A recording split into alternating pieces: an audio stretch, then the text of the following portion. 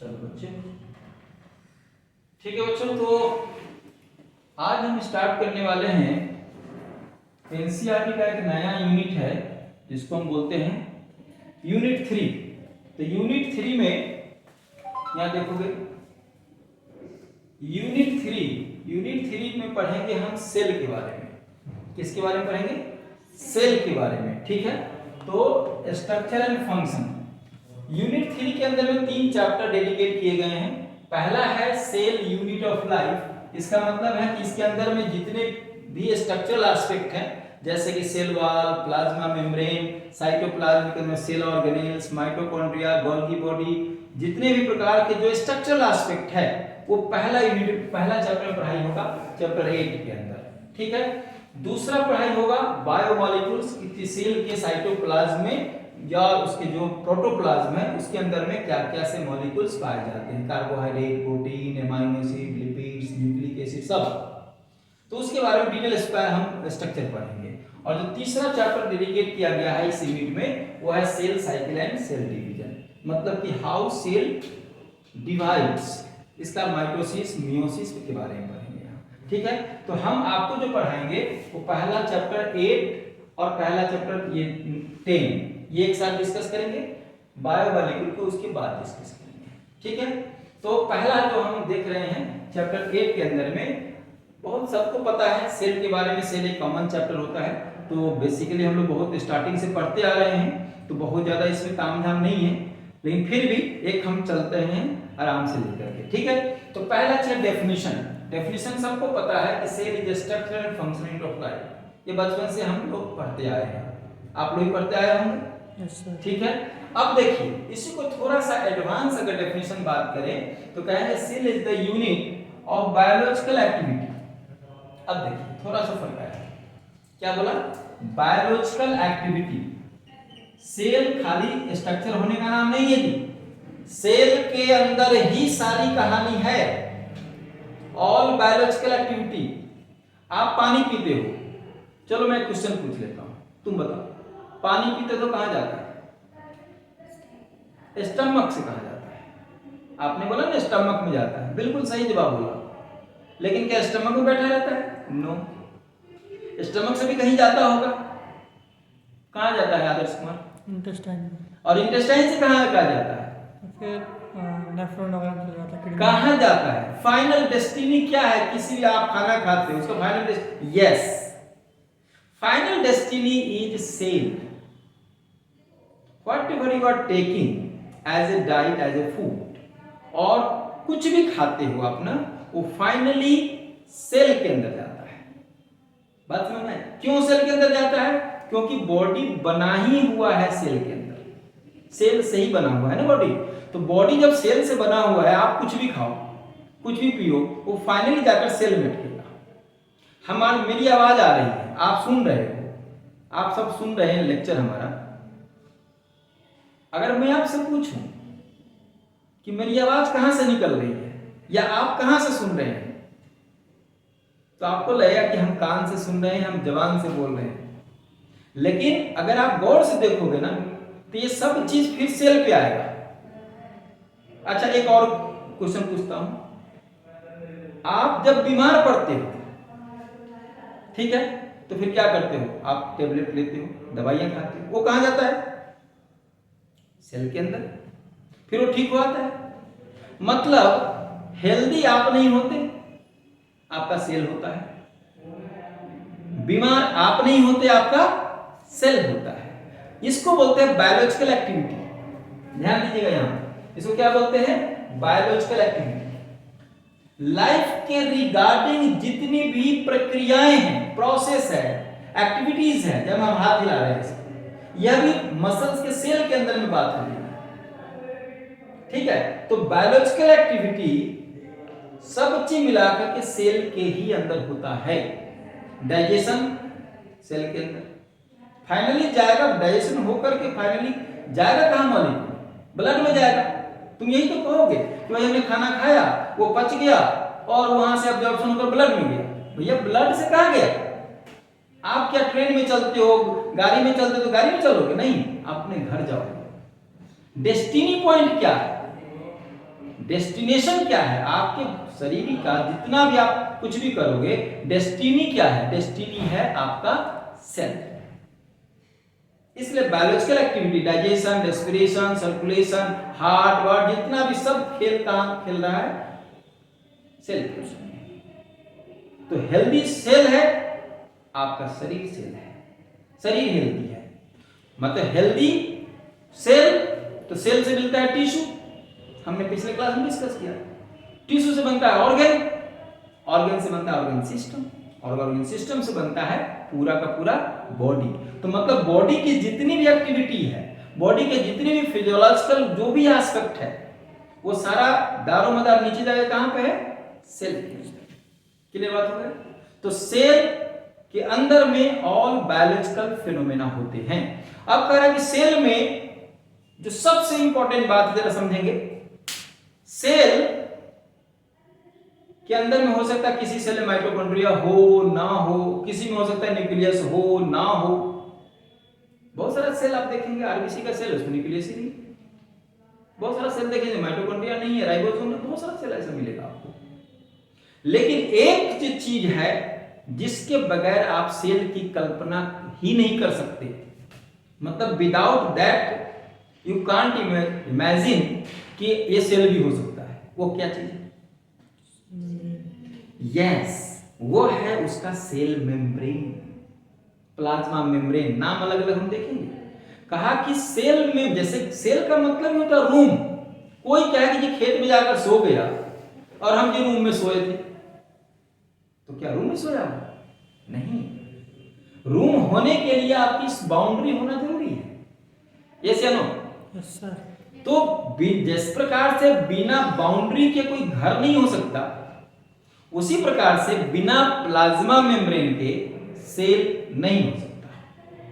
तो मतलब यह हुआ कि ये बोलना ही पड़ेगा कि सराउंडेड बाय प्लाज्मा मेम्ब्रेन, समझे? और इसके अंदर के मटेरियल को बोलते हैं प्रोटोप्लाज्म। तो प्रोटोप्लाज्म ही पूरी बायोलॉजिकल एक्टिविटी कराता है। ये आपको पता होगा कि जितने भी एक्टिविटी हमारी चलती है, जो भी हम खा पी के सब डालते हैं साइटोप्लाज्म में, भाई साइटोप्लाज्म न्यूक्लियस, ये दोनों मिलकर के प्रोटोप्लाज्म। तो protoplasm surrounded by plasma membrane, protoplasm surrounded by plasma membrane. इसलिए इसको एडवांस डेफिनेशन ने कहा कि सेल इज यूनिट है, लेकिन किसका यूनिट है? ये है बायोलॉजिकल एक्टिविटी का, और डिलिमिटेड बाय मतलब बाउंडेड बाय कैसा प्लाज्मा मेम्ब्रेन है? सुनिए जरा यहां पर करा डिफरेंशियली परमिएबल मेम्ब्रेन। आप ये मेम्ब्रेन की बात कर रहे हैं, आप ये प्रोटोप्लाज्म में न्यूक्लियस से बनाता हूं ऐसे छोटा सा, समझो इसको। और इसी के अंदर में आपका सारे बायोमोलिक्यूल्स, सारे सेल ऑर्गेनेल, सब चीज इसी के अंदर। आप खा पी करके लाते हो, ये चैनल बना हुआ है, ये ग्लूकोज यहां आया, तो ग्लाइकोलाइसिस कहां होगा? साइटोप्लाज्म। एनर्जी कहां बनेगा? माइटोकॉन्ड्रिया। सिक्रीशन कहां से होगा? गोल्गी बॉडी से, है ना? प्रोटीन कहां से बनेगा? आपको एंडोप्लाज्मिक रेटिकुलम, और वो क्या बोलते हैं इसको? राइबोसोम से। तो ऑल फेनोमेना, प्रोटीन आपके बॉडी का पार्ट है। जितने बॉडी में आप मसल्स देखो, प्रोटीन्स देखो, सारा चीज, ब्लड भी इसी में बनेगा, टूटेगा भी यहीं पर, मरेगा भी यहीं पर, जिएगा भी। जीना यहां, मरना यहां, है ना जी? जीना यहां, मरना यहां, भैया इसी के अंदर में सब खेल है। आदमी बीमार नहीं पड़ता, सेल बीमार पड़ते हैं। मैंने भी बोला ना, आप खाना नहीं खाते, कौन खा रहा? सेल खिला रहे ना, बढ़िया से खाना खिला रहे हो, सेल तगड़ा होता है, डिवीजन करता है, फिर आपके मसल्स बनते हैं, ने? तो कहानी क्या बात हुई? Differentially permeable. Differentially permeable membrane क्या है? इसको तो बहुत बढ़िया समझना पड़ेगा आपको, समझे जी? ये बहुत मायने वाला चीज है। करेक्ट, डिफरेंशियली परमिएबल, डिफरेंशियल, इसका चर्चा हम करेंगे आगे। अभी छोटे से बता दो, सेमी परमेबल मेम्ब्रेन, है ना? सॉल्यूट और सॉल्वेंट मिलकर बनता है सॉल्यूशन। आप चाय की पत्ती छानते हो ना, चाय को छानते हो, चाय बनी, चाय की पत्ती ऊपर रह गई, चाय आप नीचे दे दी, ये क्या हुआ? कुछ चीज नीचे गया और कुछ के ऊपर रह गया। सब तो ना गया, सब तो नहीं गया ना जी। अरे प्रधानमंत्री के तुम आवास में जाओगे, क्या प्रधानमंत्री जी के घर पर सब कोई जाता है जैसे रोड पर चलता है? नहीं जाएगा। सम सिलेक्टेड पर्सन विल गो। उसी प्रकार से आप देखोगे चाय की छन्नी है ना, तो चाय की छन्नी पे ऊपर में रह जाएगा, नीचे में आ जाएगा। तो ये इसको नहीं जाने दिया, चाय पत्ती को नहीं जाने दिया, चाय से जो नीचे रहा रस उसको जाने दिया। इसको बोलते हैं सेमी परमेबल। और जो चाय की पत्ती हुई वो हुआ हमारा प्लाज्मा मेम्ब्रेन। तो प्लाज्मा मेम्ब्रेन में बहुत सारे चैनल लगे हैं, इसी पे तो चर्चा है। हमें इसी को बोलते हैं डिफरेंशियली परमेबल। कुछ को जाने दिया, कुछ को नहीं जाने दिया। जो आपके काम की चीज है या काम की चीज नहीं भी है, लेकिन हमारे प्लाज्मा मेम्ब्रेन का जो पोर्स है उसके जैसा है, उसके छोटा है, उससे छोटा है तो जाने देगा। ये दरवाजा है, इसे हाथी नहीं आ सकता। आ सकता क्या हाथी से? दरवाजा तोड़ना पड़ेगा, लेकिन हम लोग बड़े आराम से चले जाएंगे। तो जिस तरह से रूम के अंदर में खिड़की दरवाजे लगे होते हैं, वैसे प्लाज्मा मेम्ब्रेन के अंदर बहुत सारे चैनल्स होते हैं।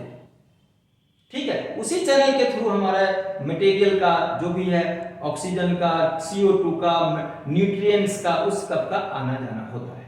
तो इसी को बोलते हैं हम लोग डिफरेंशियल परमेबल मेम्ब्रेन। ठीक है, और एक और बात सुनिए, तो सेल का डेफिनेशन क्या हुआ? कहा कि cell is unit for biological activity bounded by differential permeable membrane. और एक और बात, अच्छा बताइए, सेल अगर अपने आप को रिप्रोड्यूस नहीं करेगा, एक सेल से 10 सेल नहीं बनाएगा, तो शरीर ग्रोथ करेगा? जैसा कि तैसा रह जाएगा। तो कह रहा है उसके अंदर में गुण होना चाहिए, उसका कैपेसिटी होनी चाहिए, कैपेबल ऑफ सेल्फ रिप्रोडक्शन। समझ बात है? तो ये हुआ एक एडवांस डेफिनेशन। ये तो कॉमन लोग बोलते हैं कि स्ट्रक्चरल फंक्शन। भैया स्ट्रक्चर किस बात का, फंक्शन क्या कहेगा? स्ट्रक्चर तो हो गया, मैं कह रहा हूं कि cell is unit for what? Biological activity. आपकी बॉडी में सारे फेनोमेना होते हैं ना, respiration, circulation, digestion, reproduction. Reproduction में क्या होता है भाई? टेस्टिस के अंदर में स्पर्म ही ना बनेगा। स्पर्म क्या है? एक सेल तो है। ओवम क्या है? एक सेल तो है ना? तो कह रहा biological activity bounded by differential permeable membrane and is capable of self reproduction. ये बातें बोलना पड़ेगा, तब जाकर कंप्लीट सेल का डेफिनेशन। ठीक है, अब कह रहा है कि भाई साहब दो ब्रांच यहां है सेल के स्टडी। हम दो ब्रांच में हम लोग देखते हैं। तो पहले जरा समझिए, एक लिखा हुआ साइटोप्लाज्म, इसमें ज्यादा कुछ नहीं करते।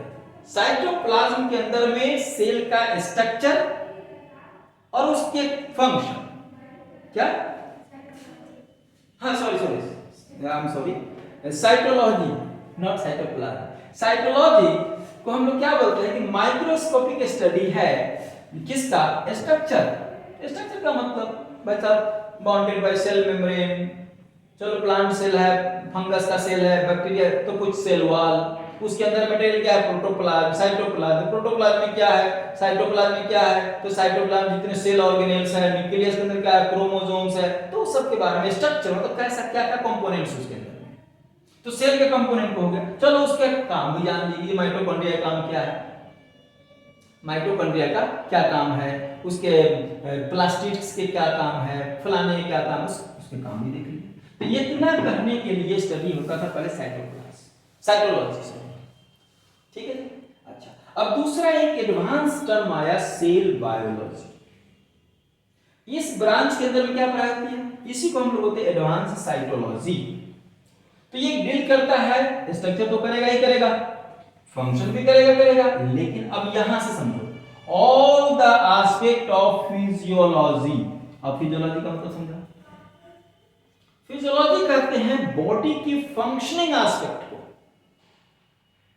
फिजियोलॉजी आप जब एमबीबीएस में जाओगे ना, तो फर्स्ट ईयर में पढ़ाई फिजियोलॉजी, पूरी फंक्शन, डाइजेस्टिव सिस्टम कैसे काम करता है, आंखें कैसे देखती है, आपको दर्द कैसे होता है, पेन कैसे होता है, पेन की फिजियोलॉजी है, रेस्पिरेशन का फिजियोलॉजी, सांसें कैसे आती है, कैसे अपने आप चला जाता है, सर्कुलेटरी पूरा होमियोस्टेसिस ड्राइव होती है। तो कह रहा है फंक्शनल एस्पेक्ट। अब देखिए फंक्शनल एस्पेक्ट घूम फिर कहां जाएगा? सेल के अंदर में। तो पूरी फिजियोलॉजी जो पढ़ेंगे इसमें हम। फिर जेनेटिक्स, जेनेटिक्स का दारोमदार क्या है? डीएनए, आरएनए, है ना। फिर एनाटॉमी, आप देखोगे तो भाई लीवर की कटिंग देखोगे, किडनी कटिंग देखोगे, हार्ट की कटिंग देखोगे, तो वो जो माइक्रोस्कोपिक स्टडी देखोगे आप इसका, एनाटॉमी का, जेनेटिक्स का और फिजियोलॉजी का, तो ये सब मिला करके जब कहलाएगा तो होगा सेल बायोलॉजी। ठीक हो गया। अब कह रहा है कि भाई साहब जब इतना इंपॉर्टेंट चीज सेल पढ़ने जा रहे हो, इसकी शुरुआत पॉइंट कहाँ है, किसने खोज किया और अब तक क्या क्या उसके अंदर में खोज की गई है, क्या क्या अध्ययन किया गया है। ठीक है, तो सबको पता है कि सेल की खोज रॉबर्ट साहब ने किया, बिल्कुल किया। ठीक है, तो हम भी वहां पर थोड़ा लिखते हैं कि साइंटिस्ट कंसर्न, पहला पॉइंट हम बना रहे हैं साइंटिस्ट। रॉबर्ट साहब ने खोजा, फर्स्ट डिस्कवर्ड द सेल, बिल्कुल। और सेल कैसा था? नॉन लिविंग सेल था। और कहां से खोजा? कॉर्क सेल से खोजा। और वो सेल का स्ट्रक्चर कैसा था? हनीकॉम्ब लाइक स्ट्रक्चर था, मधुमक्खी के छत्ते की तरह था। और इसी में उन्होंने देखा कि भाई साहब खाली जगह है, तो इस खाली जगह को अपनी भाषा में उन्होंने क्या बोला? सेल बोला, जिसका मतलब होता है रूम या कंपार्टमेंट। यस, सेल का मतलब क्या होता है? रूम या कंपार्टमेंट। आप चले जाओ जेल के अंदर तो कहेगा जी क्राइम सेल बोलते हैं, बैंक में चले जाओ जी बिजनेस रिलेशन सेल, ये ऋण विभाग है बोलते हैं ना, loan sale, cash sale. Cell का मतलब कंपार्टमेंट, नथिंग एल्स। सेल का मतलब कंपार्टमेंट, मैंने पहले ही बोला कि आप रूम की बात करोगे तो आपको मेम्ब्रेन की बात करनी पड़ेगी। तो ये सेल हो गया, मतलब रूम हो गया, अपनी भाषा में उन्होंने रूम को सेल बोला, बस खत्म हुआ। बट एक्चुअली जो रॉबर्ट साहब ने खोजा वो सेल तो था, उन्होंने टर्म भी सेल ही दिया। देखो लिखा मैंने कि फर्स्ट डिस्कवर्ड द सेल, ये नॉन लिविंग था। और फर्स्ट मेड कंपाउंड माइक्रोस्कोप से देखा था उन्होंने, पहली बार तो बनाया खुद से। ठीक है, कॉइन द टर्म सेल, बिल्कुल ठीक बात है। लेकिन एक बात कही जाती है कि एक्चुअल में उन्होंने सेल वॉल की खोज की। So credit goes to discovery of cell wall किसको जाएगा?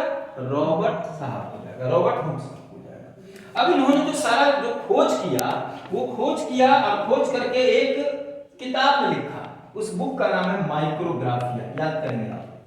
बुक का क्या नाम है? माइक्रोग्राफिया। ठीक हो गया।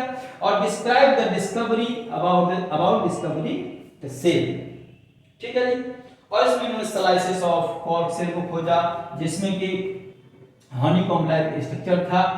ठीक है जी। अब हमने एक लाइन लिखा था कि actually he discovered the cell wall, बस। ठीक है, तो इतनी बातें हमने अभी कर लिया। अभी हम फिर आपको आगे बताते हैं कि आगे जो सेल, जो लिविंग सेल की भी खोज हुई, लिवेनहॉक साहब ने खोज किया, और भी कई जो साइंटिस्ट का जिक्र है वो हम आपको बताते चलते हैं। ठीक है, इतना को नोट कर लो, मैं जरा साइड में बताऊं।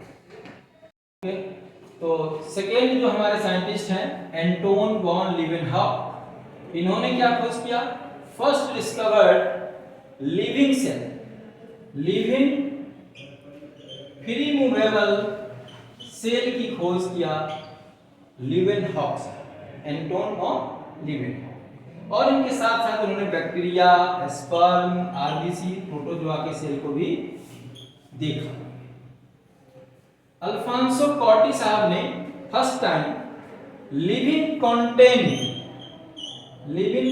सेल के अंदर देखा। ये सेल है, इसके अंदर में ये लिविंग कंटेंट है, ये है लिविंग कंटेंट। ठीक है, ये सेल है। तो सेल के अंदर में लिविंग कंटेंट देखने वाला पहला आदमी कौन थे? ए कॉर्टी। माल्पिघाई साहब यूज द टर्म, एक टर्म इस्तेमाल किया था उन्होंने सेल के लिए, यूट्रिकल्स एंड सैक्यूल्स। रॉबर्ट ब्राउन सबको पता है, न्यूक्लियस की खोज किया था उन्होंने। कहां खोज किया था? ये इंपॉर्टेंट है। कहां किया था? स्टेम में कि रूट में कि कहां पे? रूट्स में। और किसके रूट्स में? ऑर्किड्स के रूट में किया। फोंटाना ने न्यूक्लियस की खोज की थी। ये कहां खोज किया था? इल के अंदर, इल के स्किन में। हो गया। Brown Bowman's coined the term nucleolus. Purkinje साहब ने प्रोटोप्लाज्म टर्म दिया था और स्ट्रासबर्गर ने साइटोप्लाज्म टर्म दिया था। तो इतनी बातें हमने आपको बताया कि कौन कौन से साइंटिस्ट सेल के डिस्कवरी में योगदान किया था, उनके बारे में थोड़ी बात कर ली। अब हम आपको बताएंगे कुछ थ्योरीज हैं है ना, जैसे सेल थ्योरी है, कुछ थ्योरी है, उसके रिगार्डिंग हम आपको बात करते हैं। ठीक है जी, तो इतना हम बात कर रहे थे यूनिट 3 का। यूनिट 3 में सेल के स्ट्रक्चर और फंक्शन के बारे में बात कर रहे थे हम। तो उसमें आपको 3 चैप्टर है। चैप्टर 8 में सेल यूनिट ऑफ लाइफ हम डिस्कस कर रहे थे।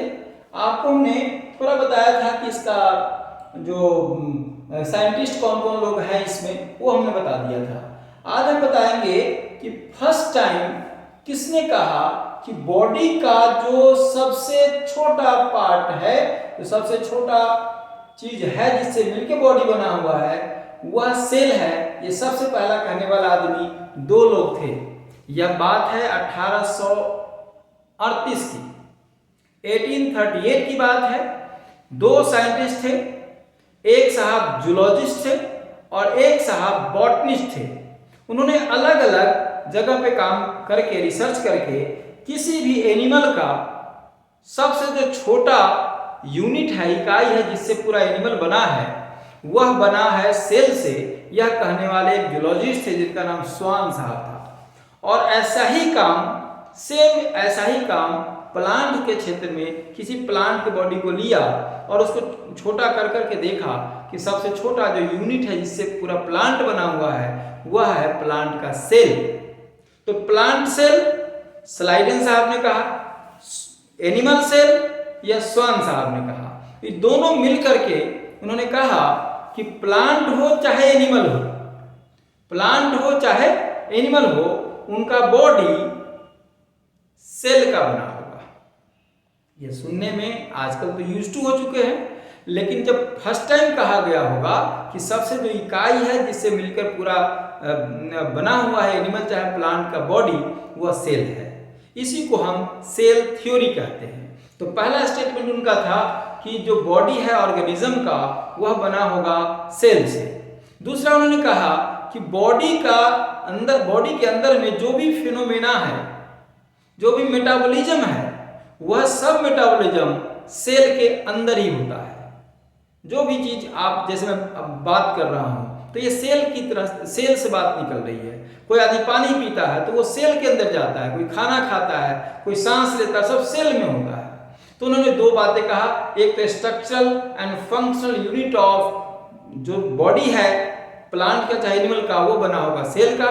दूसरा कहा कि सारे सेल एलाइक होंगे और मेटाबॉलिज्म करेगा सेल के अंदर में। मतलब जो एनिमल का मेटाबॉलिज्म है वो सेल का मेटाबॉलिज्म है।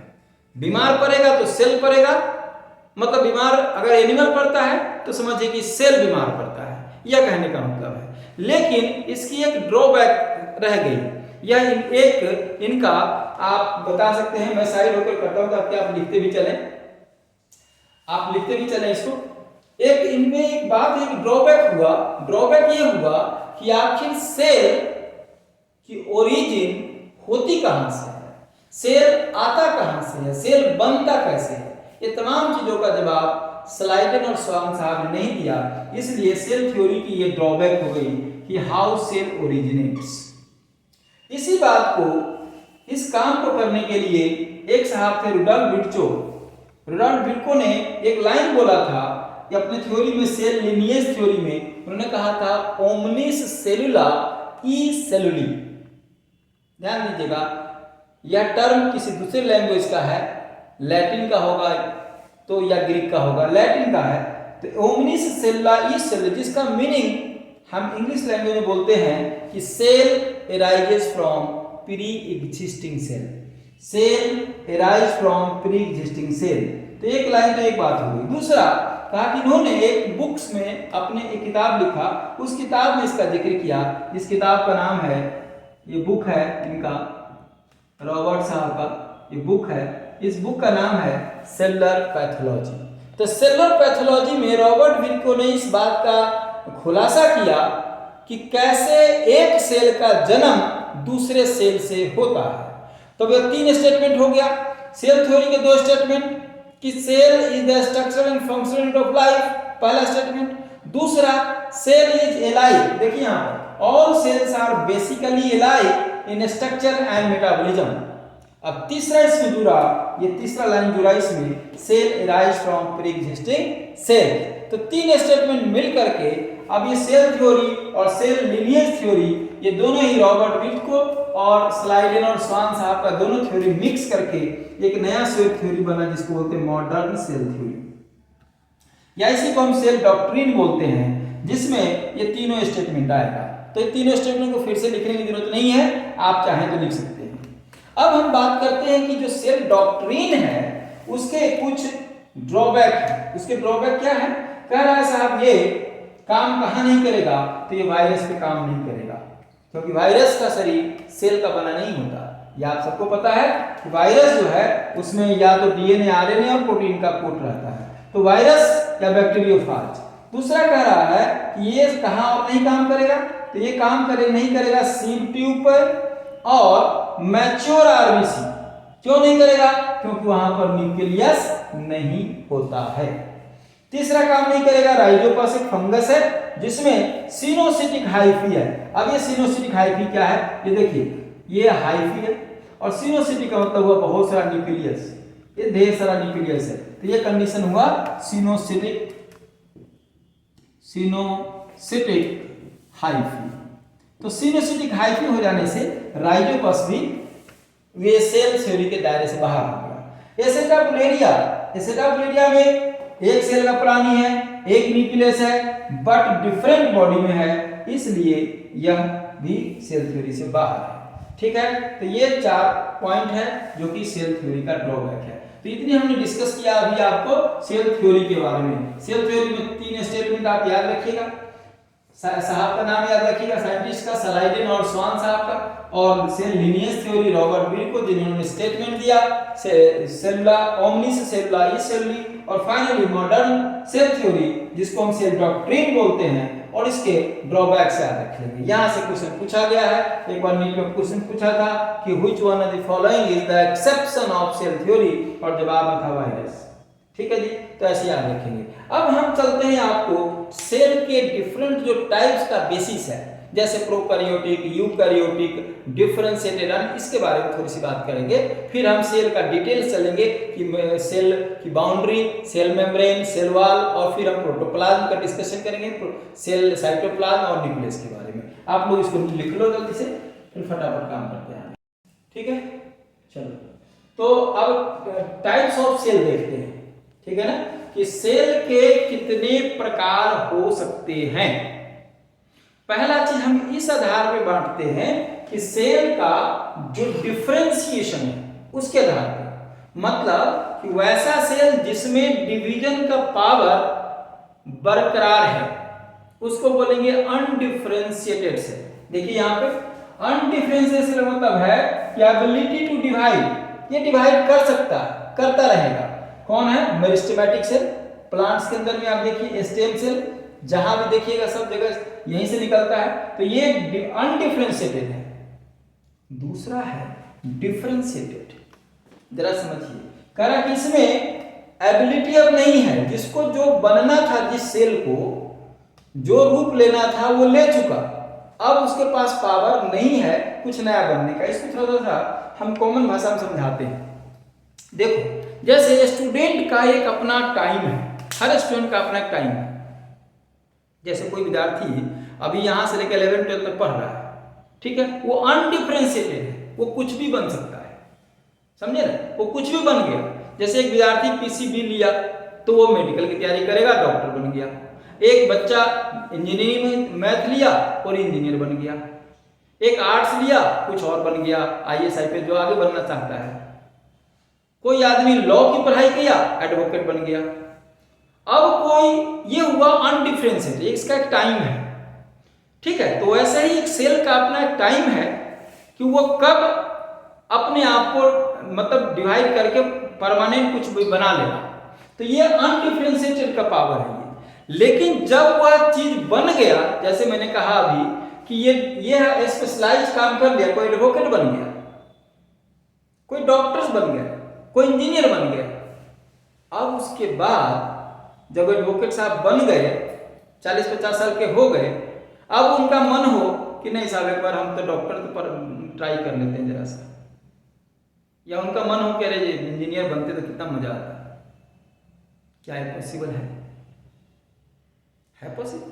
नहीं, ये नहीं पॉसिबल है, क्योंकि हर सेल का डिवाइड होने के बाद उसका एक फंक्शन, एक स्पेशलाइज फंक्शन हुआ था। जैसे मैंने कहा कि एक आदमी, एक स्टूडेंट अपना स्पेशलाइज फंक्शन खोज लिया कि भैया हमको डॉक्टर बनना है। अब वो डॉक्टर बनने के बाद 50-60 साल के बाद कहे कि हमको एडवोकेट बनना है या कुछ और काम करना है, तो ये डिफिकल्ट है, समझे ना। तो ऐसे ही कह रहा है कि cells have lost ability to divide and have attain specialisation, ध्यान रखिएगा, परफॉर्म स्पेसिफिक फंक्शन, इसके ये काम है। लेकिन कुछ केस ऐसा मिलेगा जहां पे जो लॉस कर चुका है अपना एबिलिटी डिवाइड करने का सेल, वह फिर से रिगेन कर सकता है। ठीक है, जैसे यहां देखिए, इसको बोलते हैं डी डिफरेंशिएशन। इसको क्या बोलते हैं? डी डिफरेंशिएशन, समझे ना। जैसे डिफरेंशिएटेड सेल रिगेन करेगा, जनरल कंडीशन में तो कर नहीं सकता, लेकिन रिगेन करेगा। जैसे आप देखते होंगे कि भाई कि ठीक है अभी तक कुछ काम नहीं हुआ, बुढ़ापे में जाकर के बिजनेस शुरू किया, बहुत लोगों को देखेंगे आपके शुरू में नहीं किया, बाद में जाकर के उस काम को कर रहा है, तो वो पॉसिबल होता है कभी कभी, लेकिन वह पोटेंशियल नहीं रह जाएगा जो कि आदमी स्टार्टिंग से करना चाहेगा। तो कह रहा है कि हो तो जाएगा बट लीस्ट स्पेशलाइजेशन। मेरा ख्याल है कि आप समझ गए होंगे। ऐसा एक आध जगह होता है, वुंड हीलिंग, रीजनरेशन में, सेकेंडरी ग्रोथ में, कैलस फॉर्मेशन में।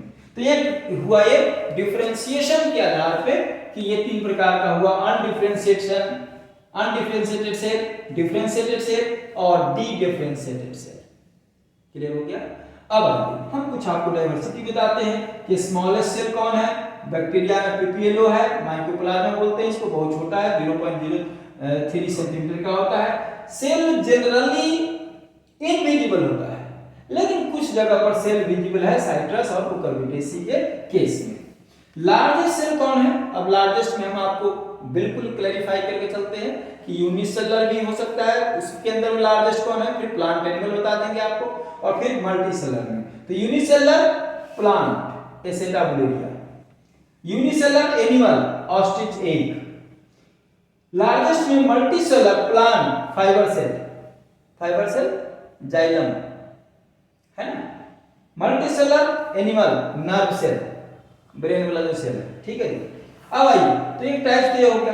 अब हम दूसरे टाइप में, पहला इसको पहला मान के चलिए और इसको दूसरा वैरायटी है कि हम सेल को अब उसके न्यूक्लियस के आधार पर बांटते हैं कि सेल जो है वो तीन प्रकार के हो सकता है on the basis of the nucleus की उसकी अवस्था कैसी है, न्यूक्लियस का उसका जो उसके न्यूक्लियस न्यूक्लियर मेम्ब्रेन है नहीं है। तो पहला से देखिए, पहला प्रोकैरियोट्स, ये सबको पता है लेकिन फिर भी हम बता रहे हैं आपको। प्रो का मतलब होता है प्रिमिटिव,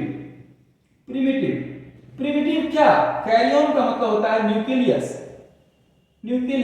तो कह रहा है कि वो ऐसा सेल जिसमें न्यूक्लियस प्रिमिटिव है। अच्छा, प्रिमिटिव का मतलब क्या हुआ? प्रिमिटिव का मतलब हुआ कि उसके अंदर न्यूक्लियोलस नहीं होगा, न्यूक्लियर मेम्ब्रेन नहीं होगा, उसका न्यूक्लियर मतलब बिखरा होगा, साइटोप्लाज्म में जैसे तैसे बिखरा होगा, प्रिमिटिव टाइप होते हैं। तो ये कह रहा है कि अब इसके न्यूक्लियस की बात तो हो गई, चलो एक सेल है ये, ठीक है, और ये न्यूक्लियस इस तरह से बिखरा हुआ है, ये प्रिमिटिव न्यूक्लियस है। कह रहा है कि इसमें एक ही इन्वेलप होगा और वो होगा प्लाज्मा मेम्ब्रेन का, ठीक है। लेकिन मेसोकैरियोटिक सेल में इसमें कह रहा है कि इसमें दो इन्वेलप होगा और एक होगा आउटसाइड प्लाज्मा मेम्ब्रेन होगा और इनसाइड में जैसे ये होगा, और अब दूसरे में कह रहा है कि सब ये लाइसोसोम हो गया, तो ये भी मेम्ब्रेन हुआ। तो दो मेम्ब्रेन इसके पास होगा, दो इन्वेलप होगा, एक आउटसाइड में होगा प्लाज्मा मेम्ब्रेन और इनसाइड में ऑर्गेनेल्स के चारों तरफ, तो दो इन्वेलप यहां होंगे, ठीक है। यूकैरियोटिक में भी दो इन्वेलप होगा, प्लाज्मा मेम्ब्रेन, जैसे मैंने कहा कि प्लाज्मा मेम्ब्रेन न्यूक्लियस है, यहां पूरा वेल डेवलप रहेगा यूकैरियोटिक में, और यहां पे मान लो कि ये माइटोकॉन्ड्रिया है, तो दो इन्वेलप यहां भी रहेगा। न्यूक्लियस की बात करते हैं, यहां पे इंसिपिएंट न्यूक्लियस है, हम जैसे बता रहे थे आपको। यहां पर ट्रू न्यूक्लियस है। ट्रू न्यूक्लियस का मतलब हम आपको समझाना चाह रहे हैं कि ट्रू न्यूक्लियस का मतलब है कि ट्रू न्यूक्लियस का मतलब ये है, ट्रू न्यूक्लियस का मतलब है यस। आप देखिए यहां पे क्या क्या दिख रहा है आपको, देखिए न्यूक्लियर मेम्ब्रेन होगा, यस। न्यूक्लियोलस होगा, यस। इसमें क्रोमोसोम होंगे, क्रोमोसोम होंगे, यस। न्यूक्लियोप्लाज्म होगा, जो साइटोप्लाज्म होता है ऐसे न्यूक्लियोप्लाज्म होगा। तो ये चार चीजें पाए जाएंगे तो इसको हम बोलेंगे ट्रू न्यूक्लियस। तो ट्रू न्यूक्लियस कहाँ होगा? हायर ऑर्गेनिज्म में, चाहे आइदर इट इज प्लांट और एनिमल, जो भी हायर ऑर्गेनिज्म है प्लांट में एनिमल में, उसमें आपको न्यूक्लियस जो होगा वेल डेवलप्ड होगा, इसको बोलेंगे ट्रू न्यूक्लियस। ठीक है, अब यहां आइए, मीसोकैरियोट में और यूकैरियोट में न्यूक्लियस वेल डेवलप हो गया। अब एक चीज और पैरामीटर लेके चलते हैं, हिस्टोन प्रोटीन। तो हिस्टोन प्रोटीन जो है वो प्रोकैरियोट्स में नहीं होता है, जबकि नॉन हिस्टोन प्रोटीन बड़े आराम से होता है यहाँ पे। और मीसोकैरियोट में उल्टा होता है कि नॉन हिस्टोन प्रोटीन तो होगा, यस ये प्रेजेंट है, हिस्टोन प्रोटीन नहीं होगा। अब यूकैरियोट में आते हैं, यूकैरियोट में हिस्टोन नॉन हिस्टोन ये सब इसमें मौजूद रहेगा। ठीक है बच्चों, तो इस प्रकार से हमने आपको टाइप्स ऑफ सेल के बारे में बताया, दो आधार पर बताया, न्यूक्लियस के आधार पे और डिफरेंशिएशन के आधार पे। ठीक है, आप सभी यहां पर आराम से नोट करो इसको और स्क्रीनशॉट ले लो, मैं साइड में हूं, फिर इसके आगे चलते हैं। ठीक है, तो बच्चों अब हम बताना चाह रहे हैं कि सेल का जो स्ट्रक्चर है उसमें क्या क्या होता है। ठीक है, देखो यहां हमने लिखा सेल बाउंड्री पहले होगा, प्लाज्मा मेम्ब्रेन, ये सारे के सारे सेल मौजूद होंगे, कोई भी सेल छूटेगा नहीं, all present in all cell, ये प्लाज्मा मेम्ब्रेन। दूसरा है सेल वॉल, सेल वॉल कहां कहां होगा? सेल होगा प्लांट सेल में, फंगल सेल में, तीसरा में होगा आपका बैक्टीरियल सेल में, बैक्टीरियल सेल में होगा। ठीक है, तो इसको जरा भी फिगर से समझ लेते हैं। ठीक है, देखो इसको जरा सा, मान लो कि एक सेल है ऐसा, अभी प्लांट सेल एनिमल सेल की बात बाद में करेंगे, पहले हम एक जस्ट सिंपल सा बता देते हैं आपको। यह एक सेल है, ठीक है, तो ये प्लांट का ये प्लांट्स, ये कोई सा भी सेल है, तो कोई भी सेल में प्लाज्मा मेम्ब्रेन तो होगा ही होगा, बिना प्लाज्मा मेम्ब्रेन के सेल नहीं होता है। लेकिन इसके ऊपर में अब एक मान लो कि परत और लगेगा जिसको हम बोलेंगे सेल वॉल। तो ये है क्या? ये है आपका सेल वॉल। ठीक हो गया, तो सेल वाले प्लांट सेल में हो सकता है, फंगल सेल में हो सकता है, बैक्टीरियल सेल में हो सकता है। ठीक है, अब हम दूसरा जो देखते हैं वो उधर देखते हैं, अभी आपको वो देखते हैं हम, इसके जो मटेरियल है उसको बोलते हैं हम लोग प्रोटोप्लाज्म, प्रोटोप्लाज्म। ठीक हो गया, अब प्रोटोप्लाज्म को भी दो भाग में बांट दो, इसको एक बांट दो न्यूक्लियोप्लाज्म और दूसरा बांट दो साइटोप्लाज्म, साइटोप्लाज्म। ठीक हो गया, साइटोप्लाज्म, और दूसरा हो गया न्यूक्लियोप्लाज्म, न्यूक्लियोप्लाज्म।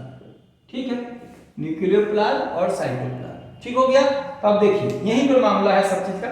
न्यूक्लियोप्लाज्म को पहले डिस्कस करते हैं। ठीक है, अच्छा एक चीज और बताऊं कि प्रोटोप्लाज्म में जो साइटोप्लाज्म न्यूक्लियोप्लाज्म है, मतलब न्यूक्लियस है बेसिकली, इसका का मतलब हुआ न्यूक्लियस। ठीक है, तो न्यूक्लियस हुआ, तो ये प्रोटोप्लाज्म में आपको साइटोप्लाज्म और प्लस में न्यूक्लियस, ये दोनों को जोड़ दोगे तो ये बन जाएगा आपका प्रोटोप्लाज्म। ठीक है, अब देखिए यहां पर मैं समझाता हूं आपको। ये है आपका सेल की बाउंड्री जो हम बता रहे थे आपको, ये है आपका सेल की बाउंड्री, ये प्लाज्मा मेम्ब्रेन है और ये सेल वॉल है। ठीक है, ये है आपका सेल का ऊपरी का भी हुआ ये, तो ये दो तो प्लाज्मा में। अब क्या है इसके अंदर में दो तीन चीजें हैं। एक है आपको यहां पर छोटा सा बना दूं मैं, ये हुआ न्यूक्लियस। ठीक है, ये न्यूक्लियस हो गया। ठीक है, अब ये न्यूक्लियस हुआ मतलब वो न्यूक्लियस हुआ। अब इसके बाद में ये साइटोप्लाज्म हो गया, ये क्या हो गया? साइटोप्लाज्म। थोड़ा समझते चलो, इसको साइटोप्लाज्म बोलेंगे।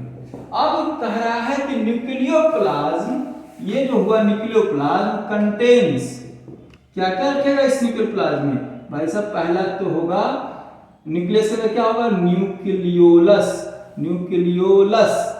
ठीक है, दूसरा क्रोमोसोम, क्रोमोसोम। तीसरा क्या होगा? न्यूक्लियर मेम्ब्रेन, जो सबसे इंपॉर्टेंट चीज है, न्यूक्लियर मेम्ब्रेन, जितने भी चीज है, तो ये हो गया। अब दूसरा है साइटोप्लाज्म, साइटोप्लाज्म कंटेन्स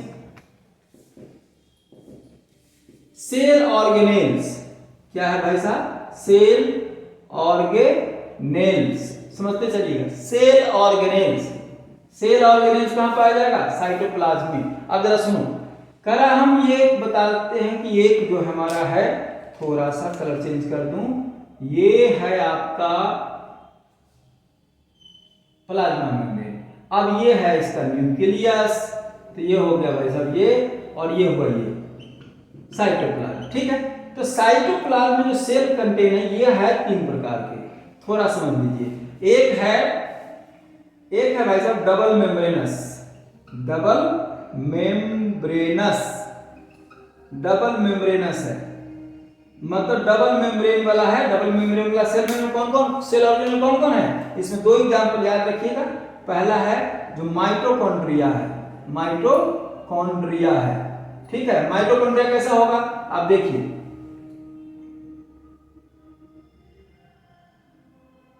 इसका एक सेल मेम्ब्रेन जो है अंदर की तरफ रहता है, ऐसे घुमा हुआ, इसको हम क्रिस्टी वगैरह बोलते हैं। ठीक है, तो ये आउटर मेम्ब्रेन और ये इनर मेम्ब्रेन, ये हम माइटोकॉन्ड्रिया बता रहे हैं, मतलब सेल के अंदर। तो दूसरा प्लास्टिड्स, प्लास्टिड्स, प्लास्टिड्स में 3 प्रकार होते हैं, क्लोरोप्लास्ट, क्रोमोप्लास्ट और ल्यूकोप्लास्ट। भाई साहब सबका हम डिटेल करेंगे एक एक करके, ध्यान रखिएगा। क्लोरोप्लास्ट, क्रोमोप्लास्ट, ल्यूकोप्लास्टिड्स के बारे में डिटेल करेंगे। ये इस दोनों को मिला करके कहते हैं auto semi autonomous cell membrane. क्या बोलते हैं इसको? Semi autonomous body. ठीक है, हम इसके बारे में चर्चा करेंगे डिटेल में, इस दोनों के बारे में। तो ये डबल मेम्ब्रेनस हो गया। अब आइए यहां पे दूसरा सिंगल मेम्ब्रेनस, सिंगल मेम्ब्रेनस।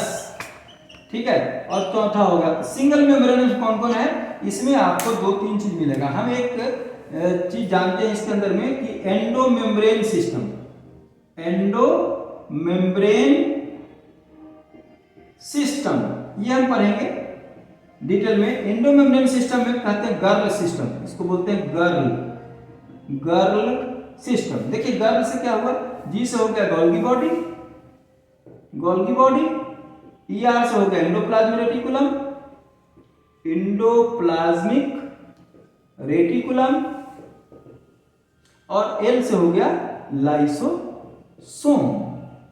ठीक है, इसके अलावा भी और भी हमारे पास जो सेल ऑर्गेनेल है जिसमें कि सेल मेम्ब्रेन सिंगल होगा, उसके बारे में चर्चा करेंगे। लास्ट में होगा मेम्ब्रेन लेस।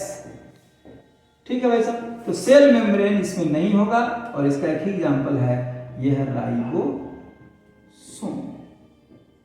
ठीक है बच्चों, so this is all about your structure of cell. ये सेल का स्ट्रक्चर है जो कि हमने आपको एक मिनट में समझाया। अब हम क्या करेंगे, एक एक करके डिटेल्स में, पहले हम प्लाज्मा मेम्ब्रेन, प्लाज्मा मेम्ब्रेन का हम कंपोजिशन देखेंगे कि लाइपोप्रोटीन का कैसे बना हुआ है। इसमें हम जो इसका मॉडल है, सैंडविच मॉडल है, इसका फ्लूइड मॉडल है, तो भी मॉडल है, सब देखेंगे इसमें। फिर इसका फंक्शन देखेंगे। दूसरा सेल मेम्ब्रेन देखेंगे, सेल वॉल का जो स्ट्रक्चर है वो कैसे बना हुआ है, प्राइमरी सेल वॉल, सेकेंडरी से सब देखेंगे इसके अंदर में। ठीक है, इसके बाद अंदर में चलेंगे तब हम सेमी ऑटोनोमस बॉडी देखेंगे जिसमें कि माइटोकॉन्ड्रिया, प्लास्टिड देखेंगे। इसके बाद में एंडोमेम्ब्रेन सिस्टम चलेंगे और फिर मेम्ब्रेन चलेंगे। तो इस तरह से पूरा हम बॉडी का, ये सेल का जो बॉडी है इसमें क्या क्या चीज बना हुआ है, उसमें क्या क्या चीज है, उसके बारे में डिस्कस करेंगे। देन उसके बाद हम चलेंगे, आपको सेल डिवीजन कर सकते हैं या फिर बायोमोलिक्यूल कर सकते हैं। ठीक है बच्चों, चलो तो आज के लिए इतना ही, फिर आगे बात करते हैं। तो सेल वॉल हमारा पहला स्ट्रक्चर है सेल के अंदर में। ये सेल वॉल आपको जब खोज हुई थी सेल की, तो रॉबर्ट साहब ने जिसको खोजा था सेल को, उन्होंने टर्म दे दिया था, और एक्चुअल में रॉबर्ट साहब ने सेल वॉल खोजा था। So the credit goes to Robert साहब for discovery of cell wall. पहला चीज, ये आउटर मोस्ट है, रिजिड है, डेड है और प्रोटेक्टिव लेयर है। ये प्रेजेंट कहां होते हैं, plant cell, fungal cell, bacterial cell, gametes and zoospore में सेल वॉल नहीं होते हैं, ये ध्यान देंगे। Cell wall is secreted by cytoplasm, मतलब सेल वॉल जो बनते हैं वह साइटोप्लाज्म से बनते हैं। अब हम इसका स्ट्रक्चर देखना चाहें तो इसके अगर दो सेल की कल्पना करें हम, एक सेल ये है और दूसरा सेल ये है, तो इसमें कई लेयर होते हैं। ये पहला, ये जो दो सेल के बीच में होते हैं इसको मिडिल लैमेला बोलते हैं, और उसके नीचे में primary cell wall, secondary cell wall, tertiary cell wall. ठीक है, तो मिडिल लैमेला को देखें तो ये बने होते हैं कैल्शियम और मैग्नीशियम पेक्टेट के, जबकि इसमें कैल्शियम पेक्टेट ज्यादा अमाउंट में होता है, और ये दो सेल के बीच में कॉमन है। सपोज करें कि एक सेल ये है दूसरा सेल ये है, तो ये मिडिल लैमेला दोनों में कॉमन होता है। ठीक है, और ये सीमेंटिंग लेयर है, ये पता है आपको, बिटवीन टू सेल्स, और it is the first structure, ये बहुत जरूरी है जानना, कहा कि this is the first structure form from cell plate. दो बात समझिए, ये कहां से बनेगा, सेल प्लेट से बनेगा। तो जब डॉटर सेल बन रहा होगा सेल वॉल के, सेल डिवीजन के समय में, तो ये बनेगा सेल प्लेट से। ठीक है, cell wall at the time of cytokinesis, process का नाम है साइटोकाइनेसिस, और कहां से बनेगा ये गोल्गी बॉडी इसको बनाएगा। ठीक हो गया, तो गोल्गी बॉडी से बनता है मिडिल लैमेला, कब से सेल प्लेट से बनता है। तो आगे देखते हैं।